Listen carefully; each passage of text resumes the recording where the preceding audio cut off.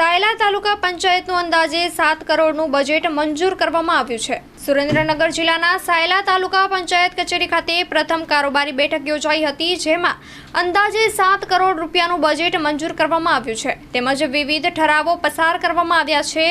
સાયલા તાલુકા પંચાયત કચેરી ખાતે કારોબારીના અધ્યક્ષ સ્થાને બેઠક યોજી હતી, જેમાં નાણાકીય વર્ષ 2024-25માં મેનેરેગા યોજના અંતર્ગત લેબર બજેટ સહિતના 1001 કામો, મકાનની આકારણી સહિતનો બજેટનો સમાવેશ કરવામાં આવ્યો છે, જેમાં ખેત તલાવડી, માટી પુરાણ, ગટર તેમજ વિવિધ રસ્તાઓ જેવા અનેક કામોને આવરી લેવામાં આવશે, જેમાં તાલુકાની પ્રાથમિક શાળાના વિવિધ પ્રશ્નો વિશે પણ ચર્ચા વિચારણા કરવામાં આવી હતી। સાથે જ ગ્રામ્ય વિસ્તારોમાં આકારણી ઘણા સમયથી થઈ નથી તેવા વિસ્તારોમાં આકારણીનો ઠરાવ પણ પસાર કરવામાં આવ્યો હતો।